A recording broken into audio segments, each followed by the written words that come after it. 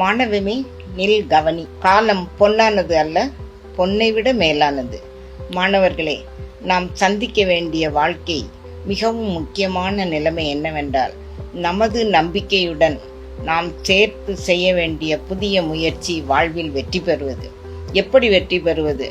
தகுதியோடு தான் வெற்றி பெற வேண்டும். Deserve and desire.